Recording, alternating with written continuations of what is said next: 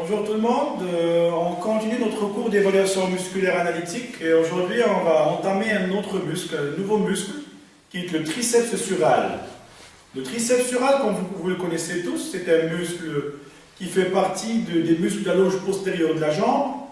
Il présente à décrire trois chefs, deux gastroclémiens, un médial et un latéral et le soleillère.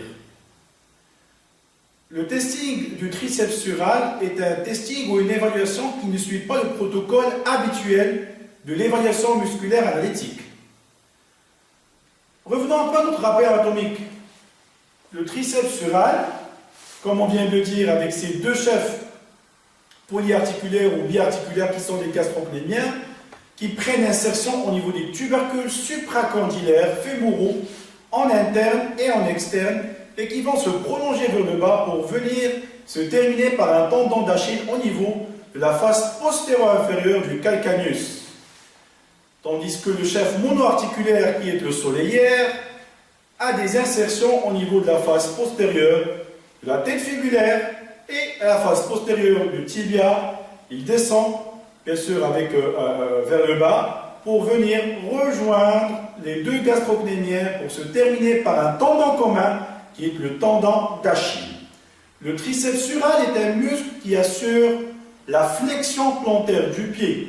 Et c'est beaucoup plus un muscle qui a une action fonctionnelle. C'est le muscle le plus robuste parmi les muscles les plus robustes du corps humain. C'est le muscle qui permet de se mettre sur la pointe des orteils, sur la pointe des pieds. Donc, son testing doit se faire d'une façon fonctionnelle, c'est-à-dire qu'il faut ressortir ou le solliciter sur cette action de flexion plantaire, ou plutôt de se mettre sur la pointe du pied. C'est pour ça qu'on a dit au début de la vidéo que le testing musculaire du triceps sural ne suit pas ou ne correspond pas au protocole habituel de l'évaluation musculaire analytique. Donc, le testing de triceps sural, on va commencer par la cotation 3, et cette cotation 3 qui va se faire en charge, c'est-à-dire en mettant le patient en position debout et en testant chaque triceps sural à part. On ne va pas tester les deux triceps suraux en même temps, simultanément, c'est-à-dire on va commencer par tester le triceps sural du côté droit. Une fois testé, évalué, on passe bien sûr au côté opposé. Commençons par la cotation 3. Patient sera mis ou positionné en position debout. Pour ce faire, on aura besoin d'accessoires. On aura besoin d'une planche en bois assez épaisse. Et vous saurez pourquoi on va utiliser cette planche en bois. Donc, une planche en bois assez épaisse ou une cale en bois, notre patient sera positionné en charge, en position debout sur cette cale en bois, de telle sorte que l'appui entre la face plantaire, entre le pied et la cale en bois, doit se faire par les 3 ou les 4 derniers rayons. On va éviter à ce que l'appui se fasse par le premier rayon, et bien précisément par le gros orteil, par l'allus ou l'allux. Et je vous dirai pourquoi par la suite. Donc, le patient sera installé ou positionné en charge en position debout, en utilisant une cale en bois assez épaisse, et le pied va reposer sur cette cale à partir du 2e, 3e, 4e et 5e rayon. On évite et on va exclure le gros orteil et le premier rayon du pied. Patient installé sur la cale, positionné devant un mur ou une barre d'espalier pour pouvoir se mettre en équilibre. Kiné sera positionné homolatéralement ou derrière son patient. Après avoir montré à notre patient le mouvement à exécuter, on lui demande de le faire d'une façon dynamique. Et on lui demande de se mettre sur, bien sûr, on appuie monopodal sur la pointe. on lui demande de le faire sur la pointe. Sur la pointe. Le mouvement qui sera fait dans tout le secteur articulaire, dans toute l'amplitude, confirme que le muscle triceps sural est coté à 3. Et je reviens vers l'explication de cette cotation 3 et de l'intérêt de pouvoir placer le pied et la plante du pied à partir du deuxième et du troisième rayon et le fait d'exclure le gros orteil, l'hallux, de la cale en bois. Donc le fait de positionner le pied à plat au sol ou sur une cale en bois ne fait que recruter l'action d'un autre muscle qu'on avait déjà vu et que vous connaissez tous, qui est le long fibulaire. À savoir que ce long fibulaire est un muscle qui fait partie des muscles de la loge latérale de la jambe, qui passe et qui chemine au niveau de la plante du pied pour venir se terminer au niveau de la base du premier métatarsien. En termes d'action, il est vagisant, il assure un valgus et une composante de flexion plantaire ou une composante d'abaissement du gros orteil, l'abaissement du premier rayon du pied.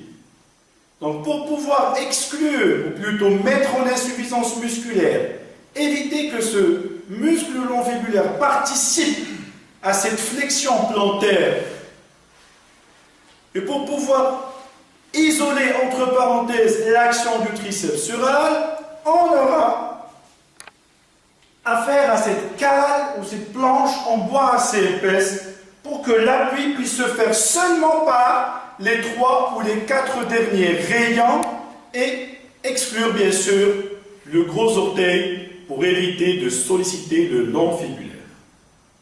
Donc je répète la cotation 3, patient en position debout, le pied positionné sur une cale en bois, on va exclure le premier rayon, c'est-à-dire le premier métatarsien, les phalanges, bien sûr, du gros orteil.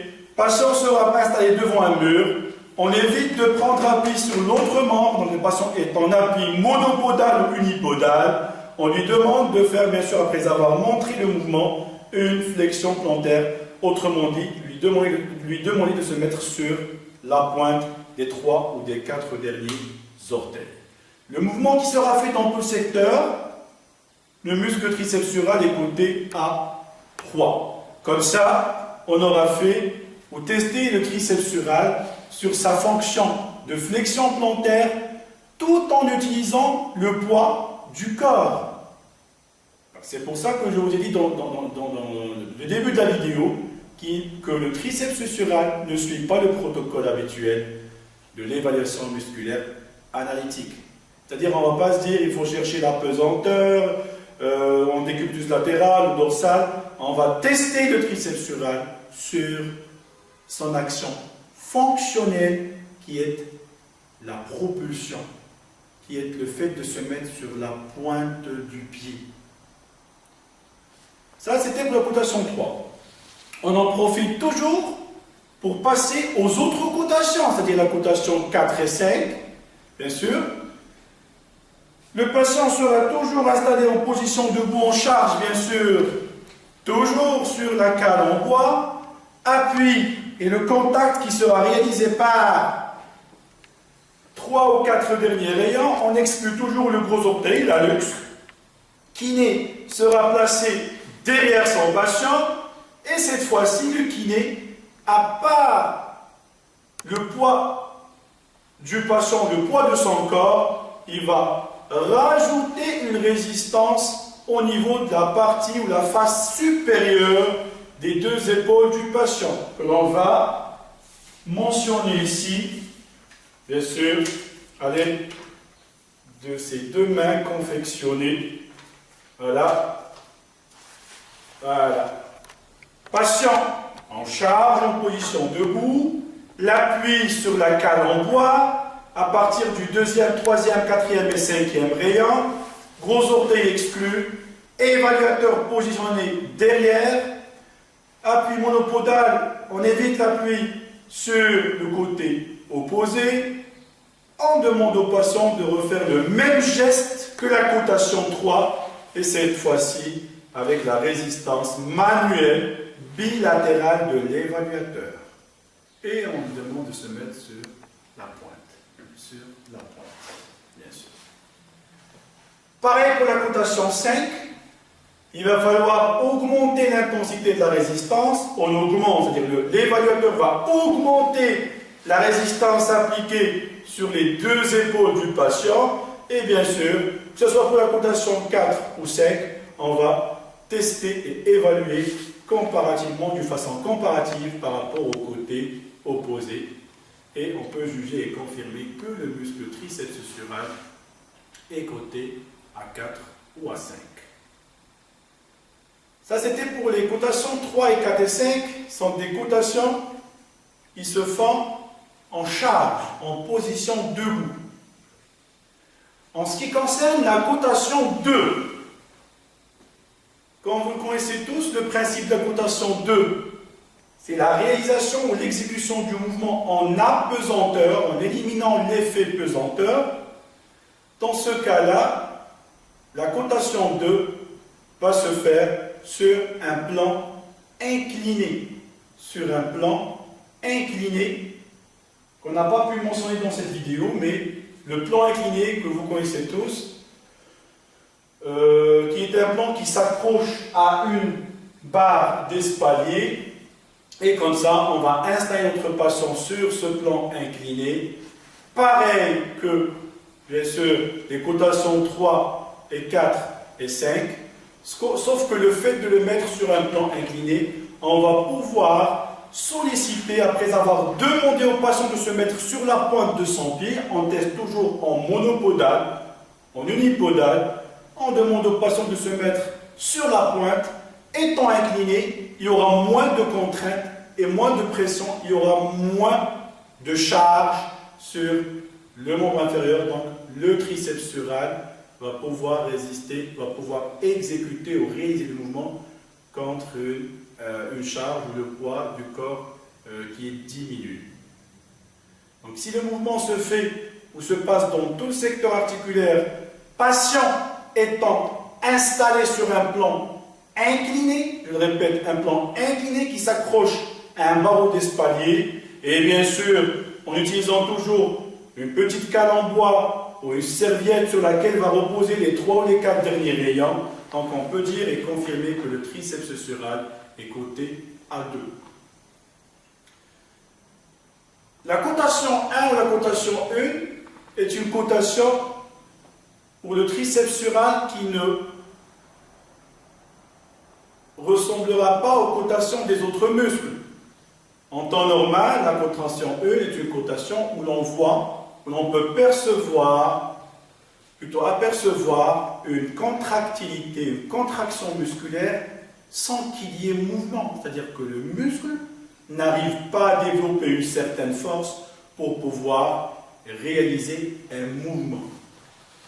Dans ce cas-là, la cotation 1 du triceps sural va être faite chez un patient qui sera installé en décubitus ventral. Donc on aura besoin d'un plan de travail classique.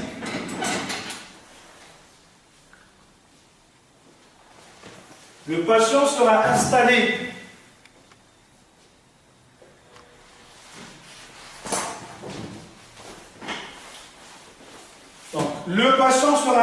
en décubitus ventral avec un coussin bien sûr placé en dessous des épis iliaques antéro-supérieurs afin de normaliser et prévenir une exagération de la lordose lombaire.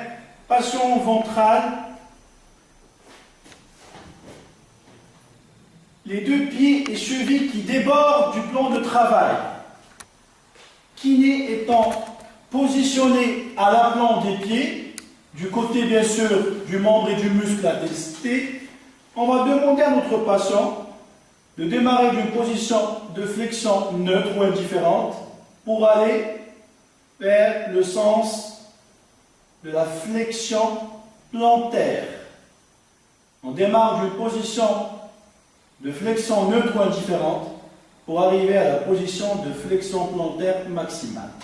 L'intérêt d'installer notre patient en décubitus ventral, comme vous venez de le voir, ça permet à l'évaluateur de bien observer et de bien visualiser la masse musculaire du triceps sural.